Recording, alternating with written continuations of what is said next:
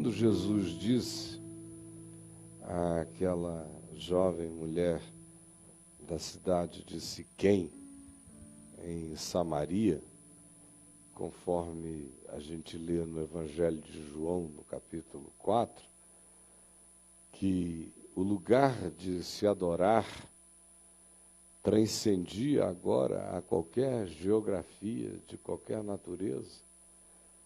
Ele estava dizendo algo que para o homem antigo, muito mais seriamente do que para a maioria de nós, tinha uma força esmagadora, embora para muitos de nós que ficamos viciados em religião e em doutrinação religiosa, o que ele tenha dito há 2000 anos atrás continue sem ser ainda a tranquilidade e a garantia dos nossos corações e mentes no que diz respeito a andar com Deus, crer em Deus e viver a Deus.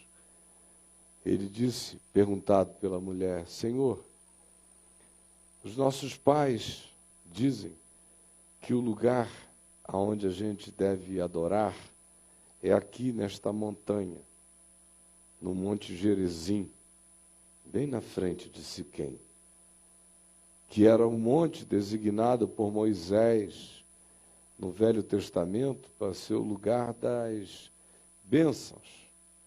Ali na Samaria havia dois montes, um monte de bênçãos e um monte de maldições. O monte das bênçãos era o Monte Gerizim, ao qual ela fazia referência. E o monte das maldições era o Monte Ebal. Ambos eram geografias que representavam ou bênção para quem era obediente ou maldição para quem era desobediente. E como os samaritanos, que originalmente eram todos judeus e são filhos de Abraão, mas tinham no exílio que viveram, até anteriormente ao exílio dos de Jerusalém, na Judéia, se misturado com outros grupos e outros povos, os judeus, assim chamados, da tribo de Judá e que tinham sua capital em Jerusalém, ficaram fazendo discriminação e desenvolveram veemente preconceito em relação aos samaritanos. E os samaritanos introjetaram esse complexo de inferioridade, não eram aceitos no templo em Jerusalém para adorar, por isso desenvolveram o seu lugar sagrado alternativo. Até que alguém teve uma ideia, disse, olha, já que o Monte Gerizim está aqui, bem na nossa cara, aqui é o lugar em que se deve adorar. Aí, durante o primeiro século, desde que se disse isso, começaram a adorar lá, depois segundo, terceiro, quarto, já 5 séculos tinham passado. E eles estavam adorando naquele lugar, porque em Jerusalém não lhes era nem permitido subir, porque eles eram pessoas contaminantes, radioativas, para os santarões, santarados de Jerusalém. De modo que essa mulher faz uma pergunta de 500 anos. Para ela, era a pergunta das perguntas. Olha, o senhor é judeu, não é? Porque ela identificava Jesus não como um samaritano. De fato, ele era um judeu que tinha nascido em Belém, tinha sido gerado em Nazaré e fora criado lá. Filho de pai e mãe judaicos e não samaritanos. A mulher identificou nele um judeu da Galiléia, com um sotaque do norte, mas judeu. E fez essa pergunta, olha, e aqui é assim que se diz. Para nós, o lugar onde a gente adora é aqui no Monte Gerizim, é o lugar das bênçãos.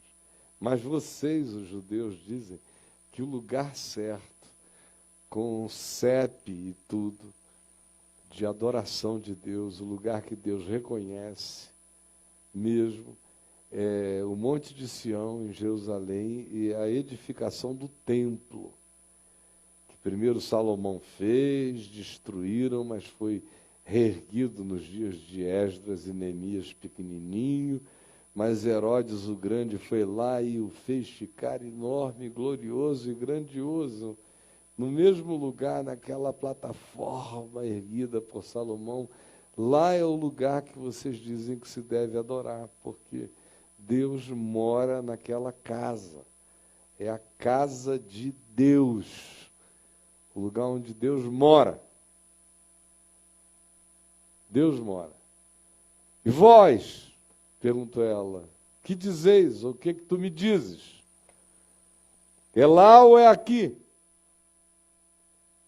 Onde é que Deus mora? Mora em que tradição? Mora em que residência? Mora em relação a quem eventualmente esteja mais certo? Onde é que ele mora?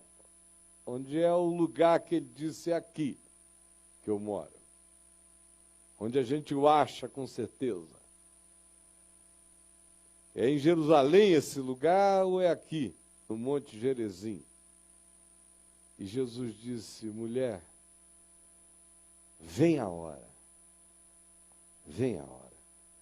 E já chegou, já está presente aqui, em que os verdadeiros adoradores adorarão ao Pai, não neste monte, nem na casa de Deus, assim chamada em Jerusalém, mas adorarão ao Pai em espírito e em verdade. Em espírito,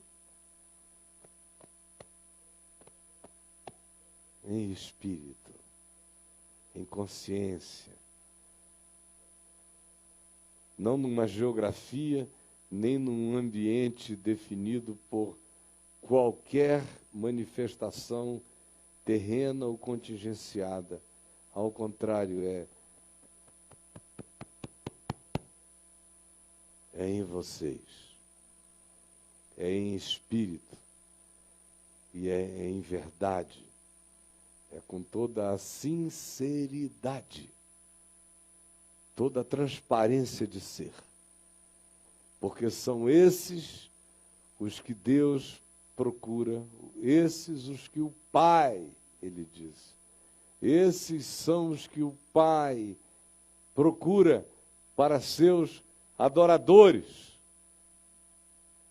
Aí a gente lê aqui, Paulo, algumas décadas depois disso, provavelmente umas 2 décadas e meia, após Jesus dizer isso, ter uma ousadia descomunal, chocante, que só não é tão chocante para nós, porque nós somos uns brasileiros distantes, historicamente, de muito do que a gente lê e não consegue nem avaliar o significado daquilo para quem primeiro ouviu aquilo, para quem originalmente ouviu aquelas coisas.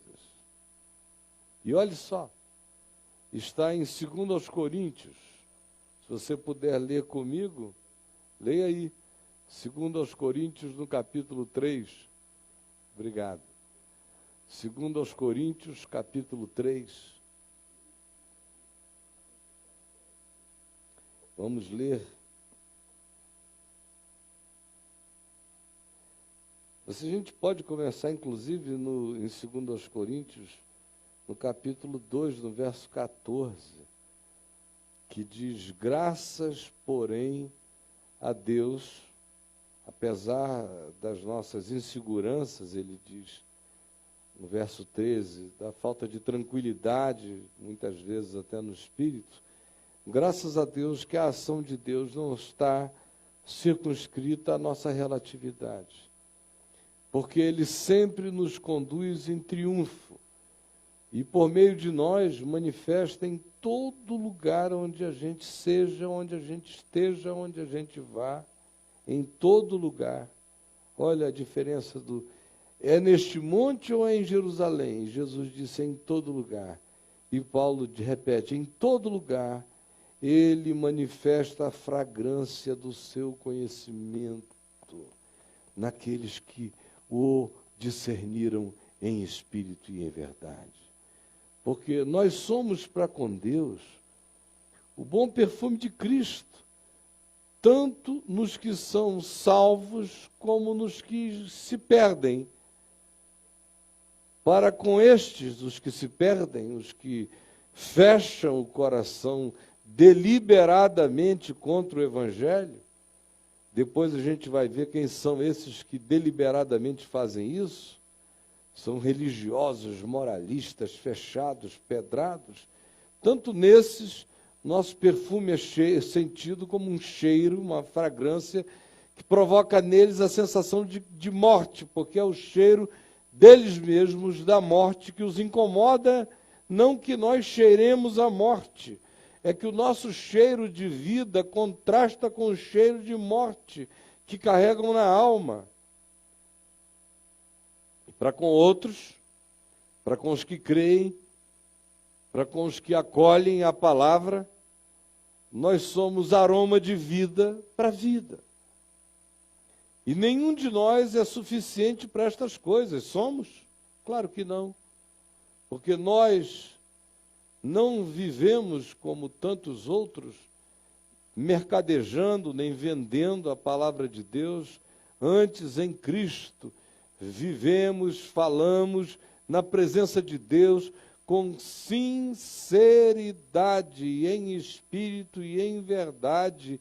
Vivemos e somos da parte do próprio Deus. Por isso, apesar da nossa relatividade, a gente carrega cheiro de Deus.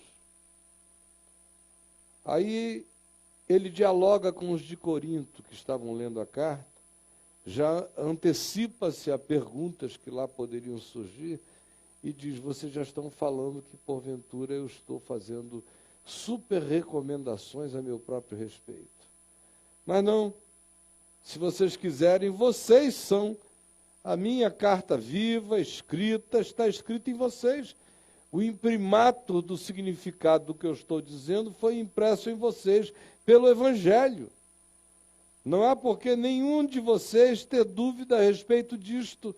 E as marcas dessa consciência que vocês carregam aqui entre nós não foram feitas com tinta, mas pelo Espírito do Deus vivente. Nem tampouco foram impressas em tábuas de pedra, como nas tábuas de Moisés, mas em tábuas de carne, de mente, alma e coração.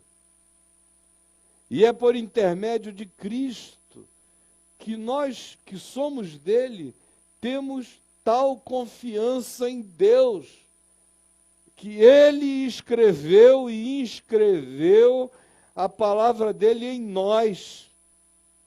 E é por isso que andamos com ousadia sincera. E em todo lugar há a fragrância, o cheiro do perfume de Deus na nossa vida. Não que nós mesmos sejamos capazes de pensar estas coisas como se nós tivéssemos virtude para produzir esse extrato de graça. Como se isso nascesse em nós, partisse de nós, fosse produção nossa. Não é. Pelo contrário, a nossa suficiência, a nossa convicção e certeza vem de Deus, o qual, pela graça, nos habilitou para sermos servos de uma nova aliança, de uma nova relação, não feita com base em letra, como a letra das tábuas da lei de Moisés, mas com base no que foi inscrito em espírito e em verdade em nós. Porque a letra, as obediências externas, as preocupações comportamentalistas matam. Mas é o espírito cheio de fé e quebrantado que é vivificado. Ora, se o ministério da morte de Moisés, das tábuas de pedra, escrito e gravado com letras em pedras, se revestiu de glória, porque ele teve esse ministério, a sua glória, essa hora, essa era, esse momento, teve a sua glória, a ponto de os filhos de Israel não poderem olhar, fitar a face de Moisés, por causa da glória do seu rosto, ainda que desvanecente. Mas se aquele ministério, que é um ministério de morte, que diz, quem não obedece, morre. Quem não obedece, morre. Quem não obedece, morre. E quem obedece tudo, mas é transgressor de um mandamento, ainda assim mesmo é réu de todos. Portanto, por aquele ministério de Moisés, ninguém escapa. Se aquilo que fala de morte carregou a sua glória, como não será de muito maior glória o que nós temos hoje? Esse ministério, esse trabalho, essa ação, essa era, essa glória do Espírito Santo habitando em nós. Porque se o ministério de Moisés, das tábuas de pedra, do medo, do pânico, do clangor de trombeta, do apavoramento radical, aonde todos disseram, não fale Deus conosco, porque nós não suportamos. Sim, se o ministério da condenação em Moisés foi cheio de glória, ora, em muito, mas muito maior proporção, será glorioso o ministério da justificação pela fé em Cristo Jesus. Porquanto, na verdade, o que outrora em Moisés foi glorificado, neste respeito, já não resplandece. Não resplandece diante da atual sobreexcelente glória de Cristo Jesus. Quem vai lembrar de Moisés, da tábua da lei, dos mandamentos da morte?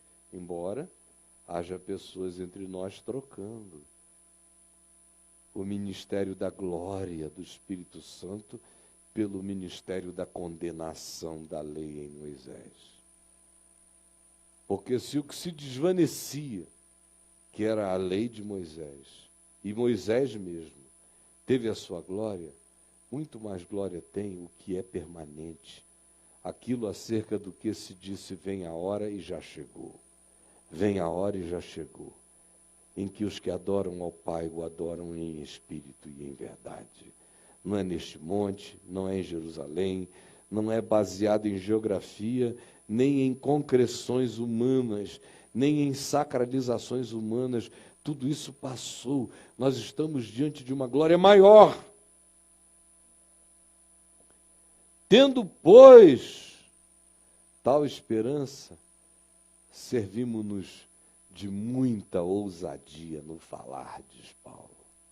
Cheios dessa esperança, nós falamos na cara de qualquer um, a começar de Moisés, de qualquer outro. Vocês não entenderam. Nós não estamos cultuando nada que tenha a ver com outrora. Nós estamos diante de uma sobreexcelente glória, manifesta hoje, para quem anda pela fé, porque vem a hora e já chegou. Essa é a nossa certeza. E é por isto que eu tenho as ousadias que eu tenho no falar. Paulo diz, e eu repito, eu tenho as mesmas ousadias baseadas na mesma realidade. E não somos, olha o atrevimento de Paulo do ponto de vista dos religiosos judaicos, ou como muitos religiosos entre nós, e não somos como Moisés, que punha véu sobre a cara, para esconder a carinha dele, para que os filhos de Israel não vissem que ele estava em estado de desvanecência. Aquele não era um véu para salvar o olhar do povo em relação ao brilho de Moisés, acabou se tornando um véu que ficou na cara dele para encobrir o fato de que dia a dia aquele brilho passava, Moisés morria. Não havia nada perene na glória de Moisés. Ela era desvanecente, como a glória de qualquer que seja a produção humana, é passageira e é desvanecente. Mas os sentidos deles, dos que creem em religião, em lei, em regra, em tábuas da lei, em observâncias, e que vivem com medos enormes de castigos e obedecem por causa de sentenças e condenações, por causa do ministério da morte, do medo da morte, do medo da punição. Os que são assim, esses que assim veem, que assim sentem, que assim interpretam, ficam com os seus sentidos embotados. Paulo diz, o véu de Moisés se lhes transfere para os sentidos espirituais e eles se embotam e não enxergam, eles se entopem, eles não percebem. Pois até o dia de hoje, quando eles fazem a leitura do Velho Testamento, eles leem o Velho Testamento sem ser em Cristo, não têm Jesus como chave hermenêutica e acham que aquilo tudo está em validade. Portanto, o mesmo véu permanece nos seus rostos, nos seus sentidos embotados, não lhes sendo revelado que em Cristo Jesus tudo isto foi removido. Ao contrário, até hoje, quando o Velho Testamento é lido por quem não lê a Bíblia a partir de Jesus, tendo Jesus como chave única de interpretação, sabendo que palavra de Deus é Jesus o Cristo, e que só é palavra de Deus vale daquilo que Jesus ensinou e viveu, e nos mandou praticar, tudo mais morreu. Até hoje, quem não vê assim, quem não entende assim, quando lê o Velho Testamento, saiba, o mesmo véu está posto sobre os seus corações. Por isso, a palavra do Evangelho lhes soa como um escândalo. Até hoje. Quando, porém, algum deles se converte de fato ao Senhor, a Jesus, ao Evangelho, à palavra, à cruz, ao fato de que está consumado, o véu lhes é retirado. E eles veem. E os sentidos se desentopem.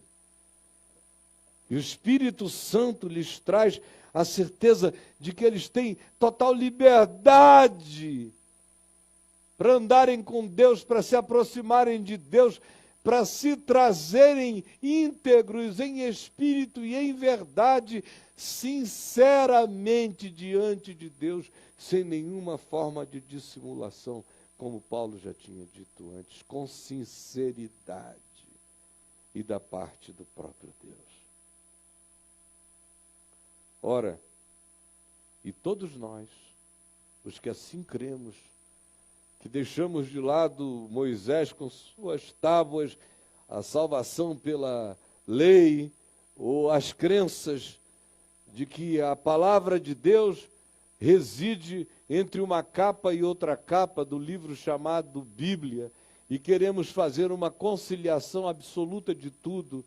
Quem quer que assim viva, continua com um véu na cara e os sentidos embotados e não entende nada até que se converta ao fato de que Cristo é tudo.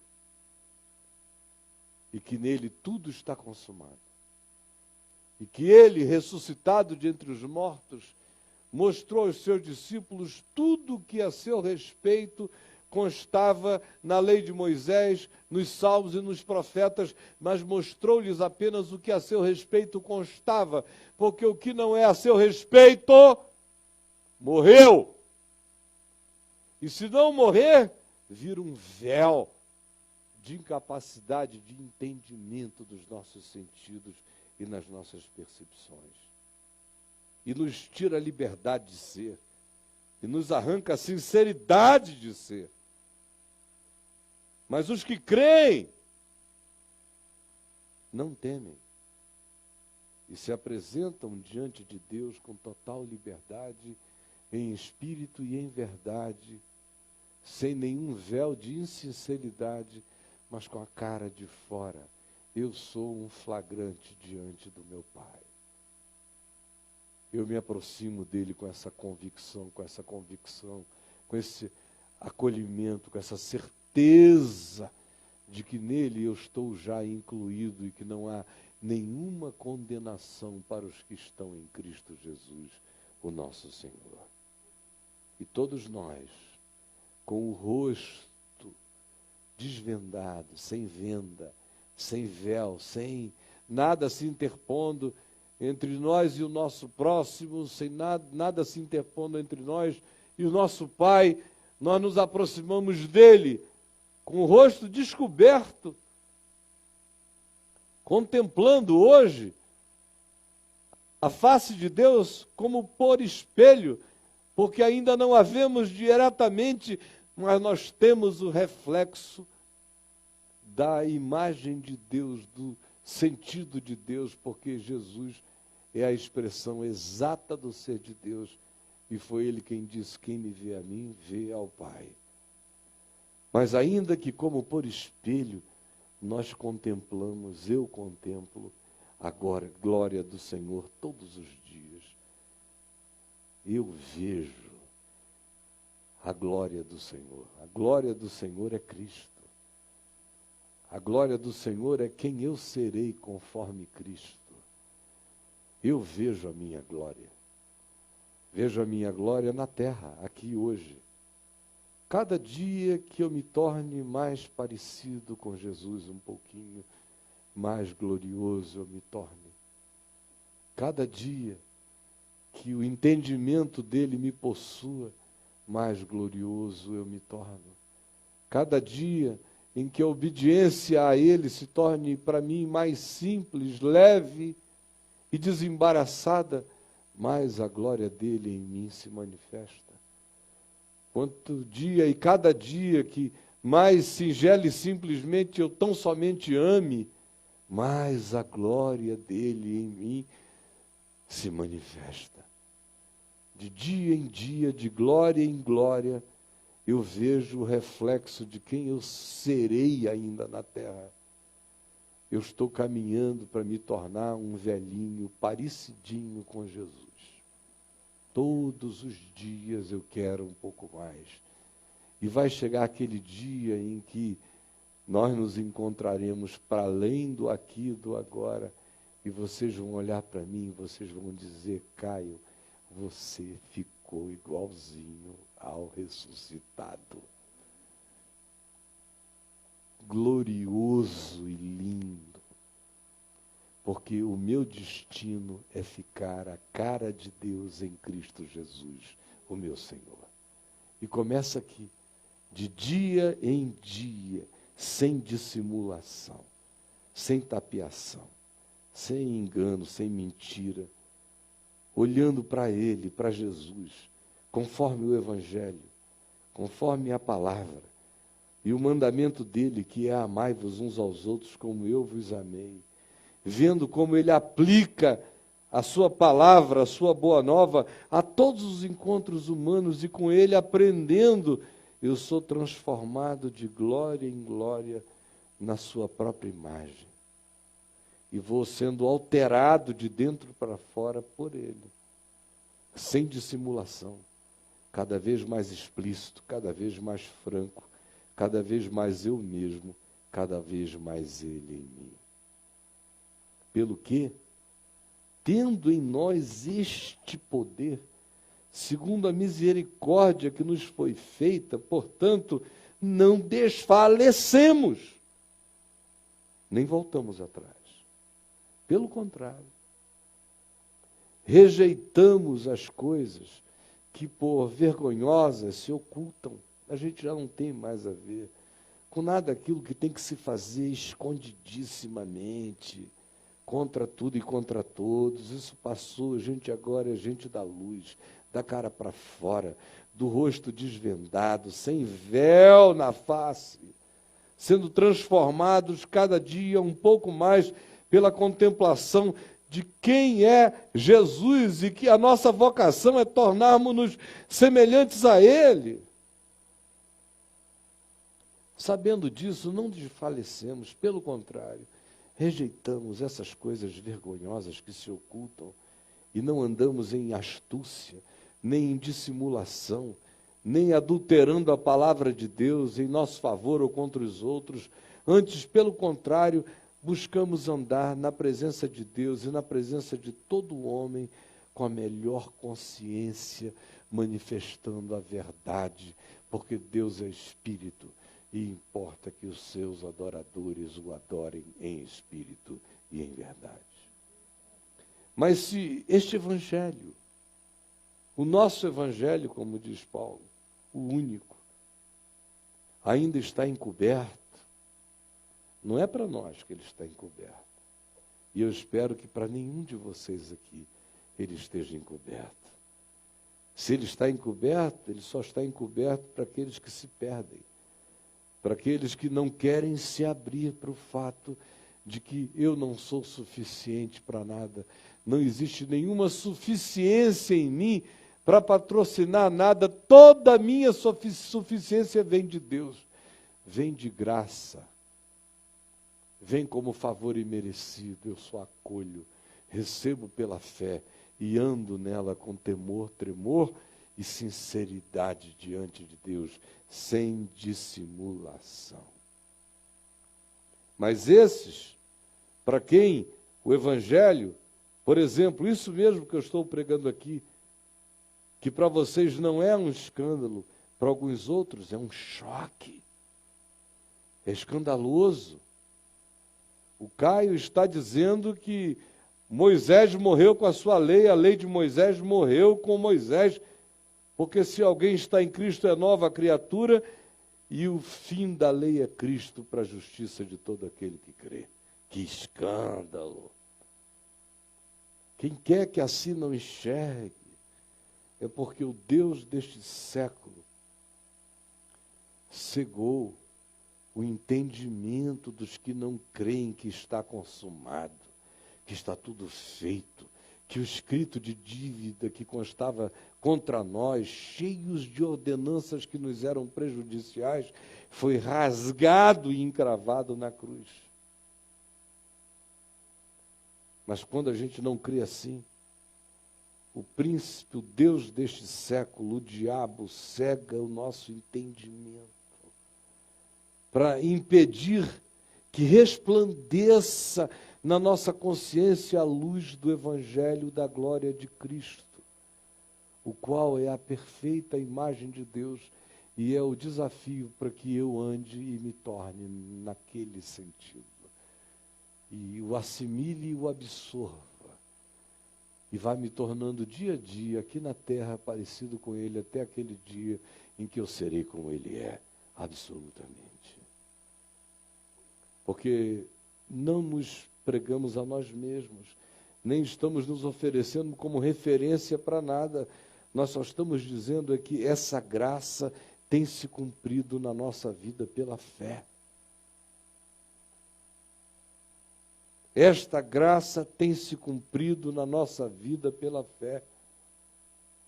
Embora nós sejamos pessoas vindas de uma situação caótica, nós sofremos um regênesis.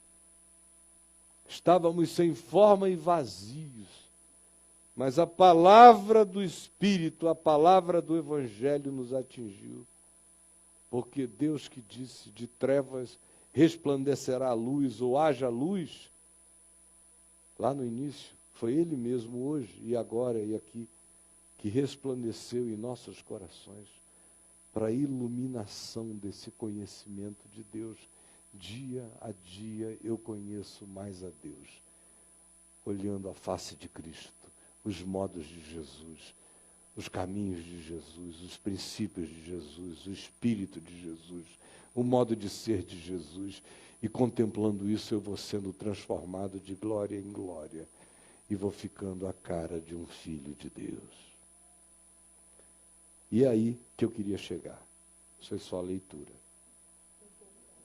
Só a introdução para vocês entenderem agora o que eu quero dizer.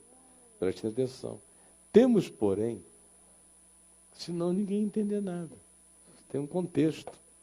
Temos, porém, este tesouro, Paulo diz, ó, que tesouro. É ou não é um tesouro viver assim, ser assim?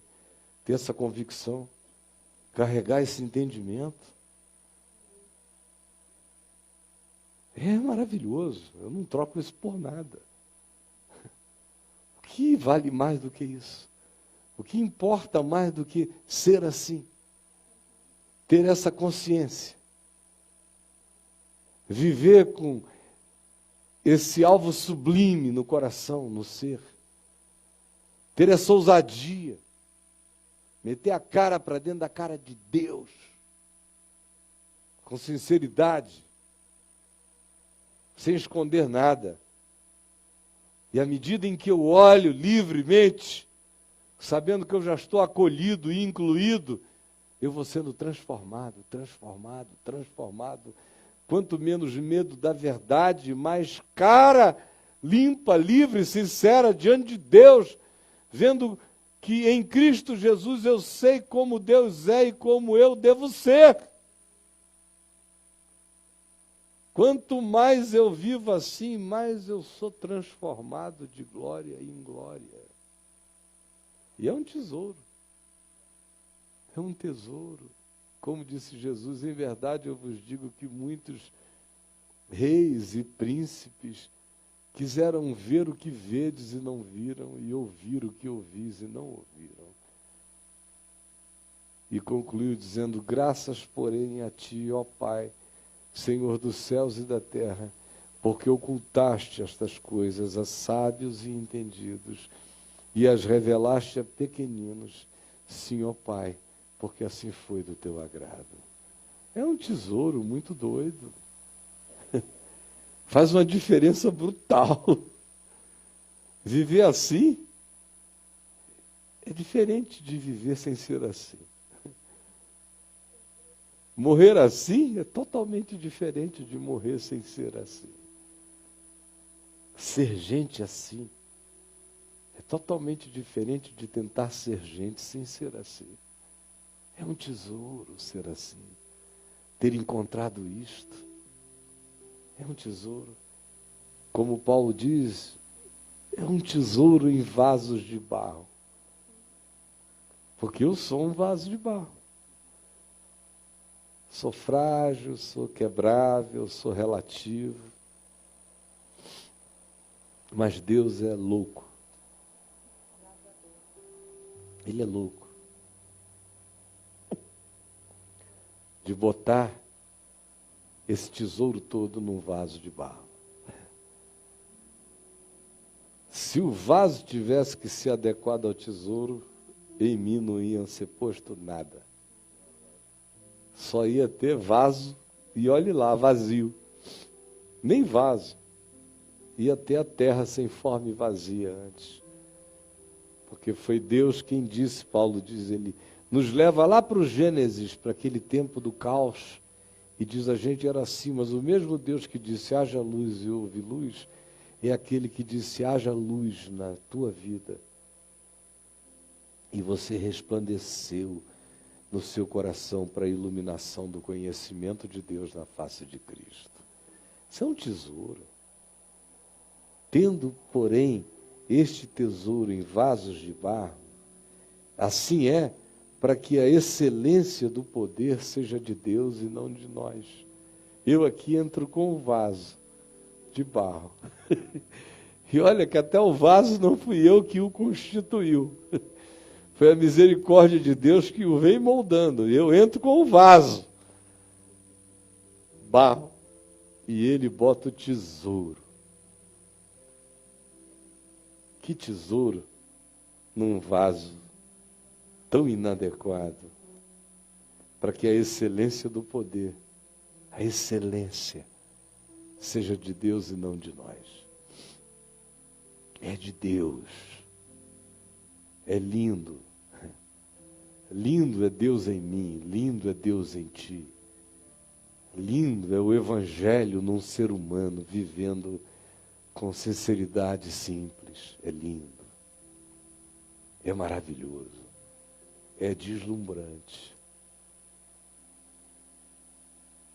Mas isso não nos isenta de existirmos no meio de toda a relatividade e de toda a pancadaria da existência. Isso é para você que começa a ouvir tudo isso e disse, pronto, agora a minha vida está resolvida, eu entendi. Não, você começou a entender. Porque você vai ser um tesouro, esse teu vasinho de barro, esse teu corpo de morte, esse container espaço-temporal que se visibiliza nessa reunião aqui, que na realidade é um espírito e não um corpo. O corpo pertence a esse espírito que és tu, mas tu não és o corpo. O corpo só pertence a ti, mas tu não és o corpo que a ti pertence. Tu és mais do que ele. Ainda assim, tu espiritualmente, tu fisicamente, eu espiritualmente, eu fisicamente, não passo de um container inadequado. É um vaso de barro. E que vai conhecer todas as relatividades da presente ordem de coisas. Não é porque essa glória habita meu coração que eu serei poupado de qualquer coisa neste mundo. Não é. E Paulo diz, temos, porém, este tesouro em vasos de barro, para que a excelência do poder seja de Deus e não de nós. Em tudo somos atribulados. Em tudo. Tribulação de todo tipo. Porém não angustiados. Isso é maravilhoso. Porque atribulado eu sou. Mas quando eu sei que eu sou habitado por esse tesouro, e que eu estou sendo transformado dia a dia, olhando para a cara de Deus em Cristo, e que o sentido do meu ser está posto, ainda que atribulado, eu não sou angustiado, não sofrerei de angústias essenciais. Perplexo, muitas vezes estarei,